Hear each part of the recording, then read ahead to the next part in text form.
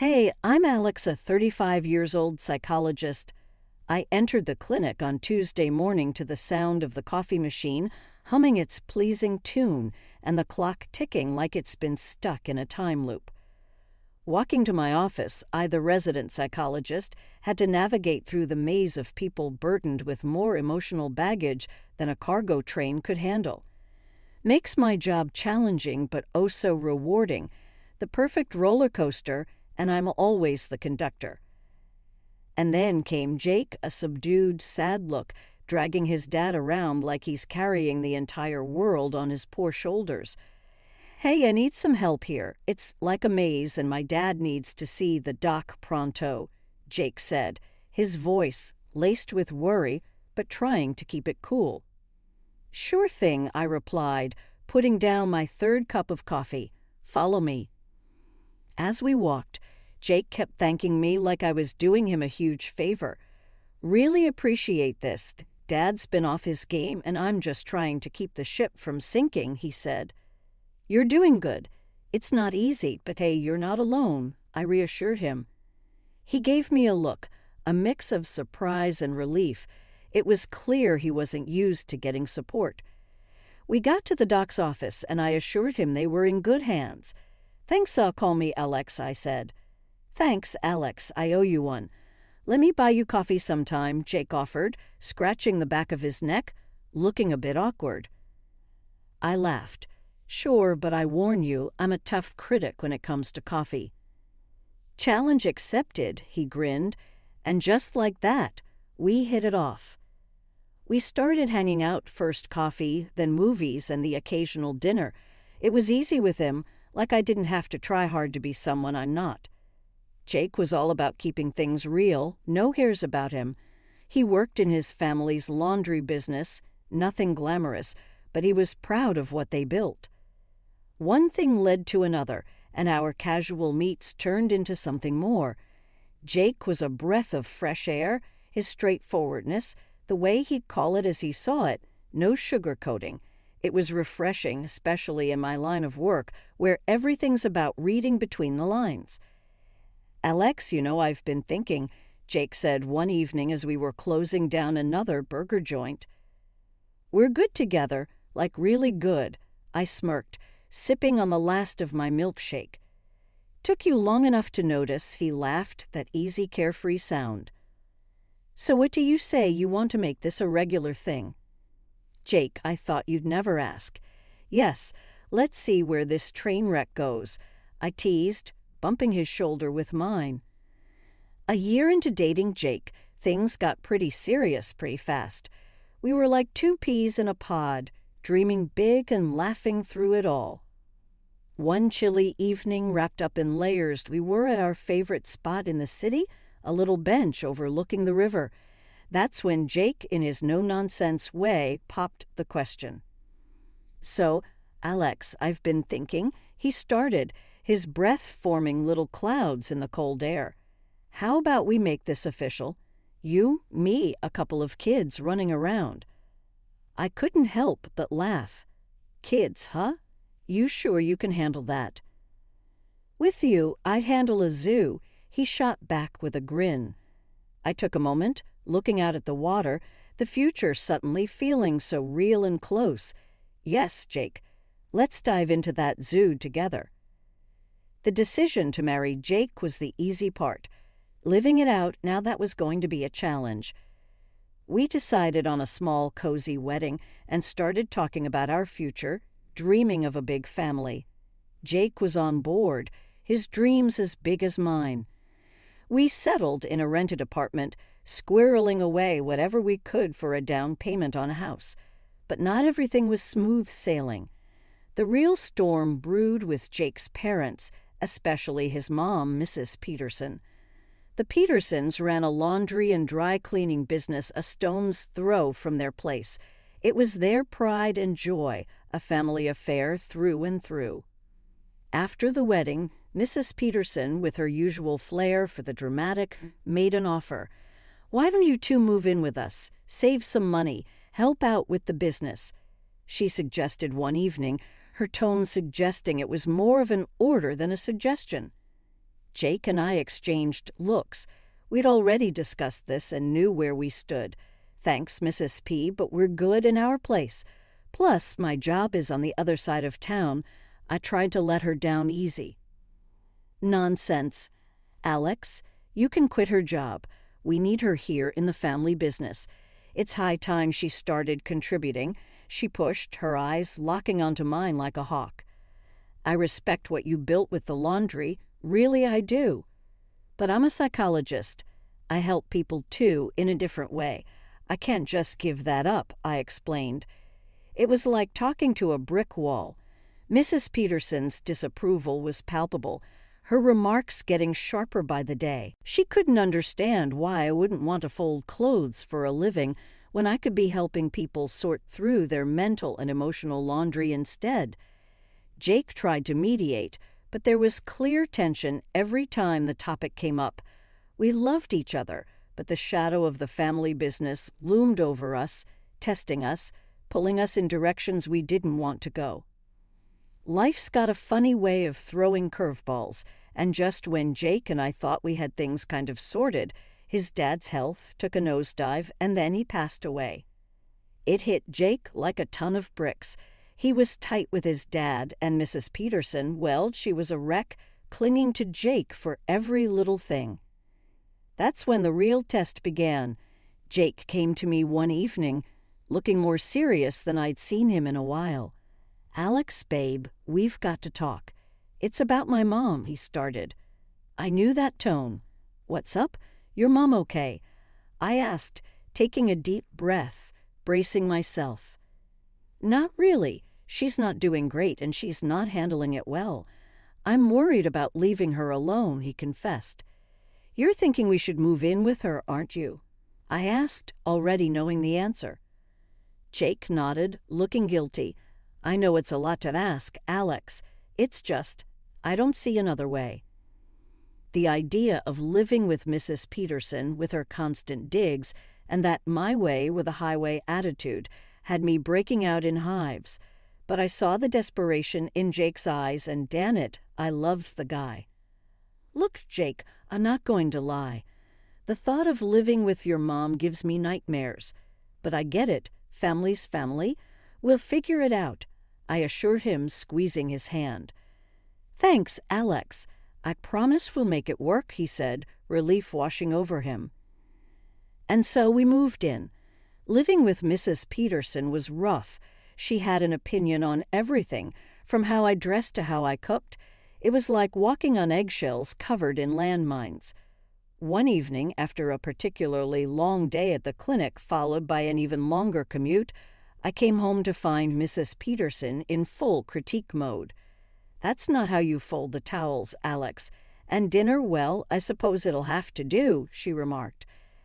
I clenched my teeth, counting to 10 in my head. "Mrs. Peterson, I'm doing my best here. Maybe you could show me how you'd like things done," I suggested, trying to keep my cool. "Well, if I have to do everything myself, what's the point of you being here?" she huffed. Jake walked in just then, catching the tail end of the conversation. "Mom, come on. Alex is helping out a lot. Let's give it a rest, huh?" he intervened. Mrs. Peterson shot me a look that could curdle milk but backed off. That night, Jake and I had a long talk. "Alex, I know this is tough. I see it and I'm sorry. But we're in this together, okay? We'll make it work," he reassured me. I nodded, exhausted. "Together, but Jake, something's got to give. I can't keep doing this dance with your mom. It's like she's got it out for me," I confessed. He squeezed my hand. "We'll figure it out, babe. We always do." 6 months in, and I'd had my fill of getting an earful from Jake and his mom every day like clockwork. Their gripes and digs were my daily bread. I couldn't do anything right according to them, so I figured maybe if I wasn't around as much, they'd find someone else to nag. I cut down my hours at the clinic to a part-time gig and started putting in shifts at the laundry in the afternoons. Jake seemed up for it, saying it was a smart move. But then he drops on me that he won't be paying me a dime. "Let's not muck about with the taxes and all that," he says. "You'll just use the family account when you need to." It sounded a bit off, but I let it slide. I was more into smoothing things over than counting pennies. That was the plan. Clinic in the morning, drowning in suds by afternoon. Jake reckoned it was a win-win. I wasn't so sure, but I was willing to give it a shot, hoping it might ease the constant bickering at home. Plus, it'd be a chance to get a real look at the family business, see what all the fuss was about from the inside. I threw myself into that laundry business, heart and soul. Before I knew it, I was spotting gaps and thinking up ways to pull in more folks. It wasn't just about washing and drying, it was about giving people a reason to choose us over the next place. But when I laid my cards on the table, hoping Jake would see the potential, he shot me down. "I've been in this game since I was a kid. What do you know about running a laundry?" he scoffed.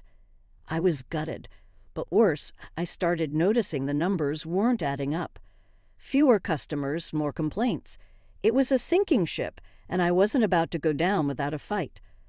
I tried talking to his mom, thinking maybe she'd get it. I even found the perfect spot next door to expand. But no dice. Jake was her golden boy, could do no wrong. It was like talking to a brick wall. But I wasn't done yet. I gathered up all the evidence I could. Graphs showing our dipping income, screenshots of scathing reviews online, you name it, I had it. Customers were fed up with the sky-high prices, the missing socks and shirts, the lot. Armed to the teeth, I confronted Jake. "Look at this," I said, shoving the papers in his face. "We're bleeding money, and people are talking, none of it good. If we don't shake things up, we're headed straight for the gutter." He barely glanced at the papers before tossing them aside. "You're clueless?" he snapped. "This is my turf. You think a few bad reviews and a dip in cash flow mean we're tanking. You don't know the first thing about running a laundry." His words hit like a slap. I'd laid it all out clear as day, but he was too stubborn to see. It wasn't just about the laundry anymore. It was about respect, about listening to each other. And right then I realized maybe we weren't on the same page after all. Maybe we weren't even in the same book. I watched, helpless as our numbers continued to slide. Every attempt at conversation was met with, "Alex, just focus on the work. Leave the thinking to me." The final straw came during one of our discussions, where Mrs. Peterson accused me of trying to torpedo the business with my wild ideas, just trying to help. I protested, but it fell on deaf ears. Jake stood by, a silent witness to his mother's tirade. It was clear where his loyalties lay, and apparently they weren't with me or the sinking ship that was our laundry business. After months of juggling clinic hours and the laundry with my spirit bent, but not broken under the weight of constant sniping from Jake and his mom, I hit my limit. It wasn't one big thing that did it, but 1,000 little cuts, each one stinging more than the last. Every day felt like navigating a minefield, but I kept my head down, thinking maybe, just maybe, things would get better. That was until my birthday rolled around, a day that should have been about a little joy, a little break from the endless grind. I left a note for Jake in the morning, thinking he'd at least remember the date. Out for the morning, back soon. Simple, right? I treated myself to a new dress, something I hadn't done in ages, then hit the salon, hair, nails, makeup, the works. It was my day after all, or so I thought. The moment I stepped back into the house, I could feel the storm brewing. Jake and his mom, Mrs. Peterson, were there, faces like thunderclouds, waiting for me. "Where the hell have you been?" Jake barked the second I walked in. "The laundry's been a mess without you, and there's no breakfast." I blinked, taken aback. But it's my birthday, I thought. His mother cut in, her voice sharp as a knife. "Your birthday. You think that's some excuse to slack off? We needed you here. You're just lazy and clueless, not even fit to be a housekeeper." I felt my heart sink. Not even a happy birthday, nothing. I turned to Jake, searching his face for some support, some sign he'd stand up for me. "Jake, you too? You think I'm just lazy?" He wouldn't meet my eye. "Mom's right, Alex. We can't have you running off whenever you feel like it. There's work to be done." That was the straw that broke the camel's back. All the patience, all the effort I'd put into making this work, it just crumbled. "You know what? I can't do this anymore. I want a divorce," I said, the words tasting bitter in my mouth. Mrs. Peterson actually clapped her hands, a gleeful, cruel sound. Finally, we're getting rid of her. Then, as if she hadn't already twisted the knife enough, she added, "You'll be paying for your stay here for the past 3 years, of course." I laughed. It was that or cry. "Actually, I think it's you who owes me for all the unpaid work, the holidays, the sick days. Let's see how that adds up, shall we?" Her face dropped. The room went silent, the air thick with tension. Jake looked between us, clearly at a loss. The conversation spiraled from there. Accusations flew. Past grievances aired. It was ugly, raw, and painful. A litany of all the ways we failed each other laid bare.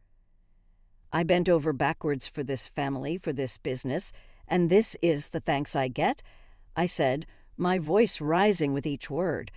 "And what about me? What about what I've given up?" "We're talking past each other, Jake. I don't even recognize us anymore," I replied, the fight draining out of me. The talk of divorce, of debts and dues, it all just underscored how far apart we'd grown. The love that had once bound us together had been stretched thin, frayed by neglect and misunderstanding. Walking away from Jake and his mom, I had a head full of steam and a heart full of hurt. But beneath all that, there was this tiny, stubborn spark of something like hope. Or maybe it was just spite. Either way, it was enough to get me moving. First thing, I found myself a little apartment, nothing fancy, but it was mine, all mine. The silence was deafening at first, a stark contrast to the constant bickering and criticism I'd gotten used to. But I filled it up with plans and dreams, louder and more vibrant than any argument. I remember sitting there on a second-hand couch, surrounded by unpacked boxes, when my best friend, Liz, dropped by. She found me surrounded by papers, my laptop open to a dozen tabs. "What's all this?" Liz asked, raising an eyebrow as she picked up a stack of printouts about business loans and laundry equipment. "I'm starting my own laundry business," I declared, more to convince myself than her. Liz whistled low and impressed. "That's a bold move, Alex, going head-to-head with Jake and his mom." I nodded, feeling the resolve solidify within me. "Yeah, they think they've seen the last of me, but I'm not done, not by a long shot. I found a spot for rent right next to their laundry. It's perfect. Isn't that a bit direct?" Liz asked, a hint of concern in her voice. "Direct is exactly what I'm going for. I've got ideas, Liz, good ones, and I know I can make this work," I said, the words tumbling out with a passion I hadn't felt in months. Liz smiled, her support unwavering. "Well then, you're going to need a business plan, and probably a drink. I'll grab the wine, you start brainstorming." So we did. We outlined everything from business hours to services offered, differentiating my future laundry from the one run by Jake and his mom. I wanted to create a space that was more than just a place to wash clothes, I said to Liz, a community hub with top-notch service and a personal touch. "Offers something they don't," Liz suggested, sipping her wine. "Like a loyalty program, or better yet, a guarantee for lost items." "That's genius," I said, the idea sparking excitement. "And I can set up a play area for kids, maybe even a small cafe corner. Make it a place where people actually want to spend time." We worked into the night, fueled by wine and the thrill of creation. By the time Liz left, I had a solid plan and a fire in my belly. It was more than just a business venture. It was my shot at proving them wrong, at proving to myself that I was more than what they saw. After the dust settled from the divorce, I dove headfirst into my plan. I found the empty spot next to Jake's laundry, snagged it. It was a mess, sure, but it had potential. I poured everything into fixing it up, buying the best washers and dryers I could afford, and stocking up on top-notch cleaning supplies. The place started shaping up, and I opened the doors with a mix of dread and hope. At first, it was like shouting into the void. Folks just kept on walking past to Jake's, sticking to what they knew, but I wasn't about to fold that easy. I made my place welcoming, a coffee machine for the adults, a small play area for the kids, even a couple of slot machines for a bit of fun. I stayed open round the clock, added security cameras, and made damn sure everyone's clothes were treated like treasure. Listen, I'll give you the best service you've ever had. I'd tell anyone who wandered in, half curious, half skeptical. Not happy with the clean, it's on the house. But when you see the results, you'll want to come back. Guaranteed. Word started getting around, thanks to the effort I put into every detail and every customer. Reviews on the internet began flipping from skeptical to stellar. "Never seen my whites so white," one said. "The coffee is a nice touch," said another. "Love the spot for the kids," chimed in a third. Before I knew it, my little laundry was buzzing, lines forming even in the early hours. My laundry became the go-to spot, not just for the quality of the clean, but for the community I was building. People didn't just come to wash their clothes. They came for a chat, a cup of coffee, or just a break from their day. It was more than a laundry, it was a place people looked forward to visiting. The success was sweet, not going to lie, but the best part, knowing I did it my way, with integrity and a hell of a lot of hard work. Jake and his mom could keep their old-fashioned ways and their grudges. I was moving forward, one satisfied customer at a time. The day it all came to a head, the air was thick with the scent of detergent and success. That's when Jake and his mother, like two storm clouds ready to burst, charged into my sunny day. Jake was the first to launch into the tirade. "You've got some nerve, Alex, siphoning off our customers with your undercut prices and fancy extras. What's the game, huh?" I didn't flinch. Experience had taught me calmness was a weapon. "There's no game, Jake, just good business. I'm offering what people want and need. Can you say the same?" His mother, ever the fire starter, piped up with venom. "You're a thief and a liar, making us look bad, stealing our hard-earned customers. You've turned this into a personal vendetta." I sighed, leaning against the freshly wiped counter. "Let's get one thing straight, Mrs. Peterson. I haven't stolen anything. People come here because they're tired of your hard-earned neglect.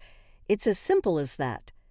Jake's face turned a mix of anger and something else, perhaps a dawning realization. "We were doing just fine before you started this crusade," he echoed, incredulous. "Crusade," I echoed, incredulous. "All I did was fill a gap you left wide open. I offered suggestions, remember? You both decided I was the enemy for trying to help." The room fell silent, the weight of the moment settling heavily. Mrs. Peterson, in a last desperate bid, shifted tactics. "Fine then, if you're so successful, hire us. Our laundry is dying, we're swamped in debt." I let out a dry laugh. "Hire you. After everything, I think it's time for you both to leave. My customers don't need this kind of drama." They knew they had lost this battle, their shoulders slumping as they turned to leave. Jake paused at the door, a complex look crossing his face, a mixture of regret and resignation. "This isn't over, Alex," he said, but it lacked conviction. But it was over, at least for me. I had built something out of the ashes of their disdain, a place that brought a little bit of joy and cleanliness into people's lives. And as they walked out the door, I turned back to my bustling laundry, a smile playing on my lips. This chapter of my life was closed, and I was already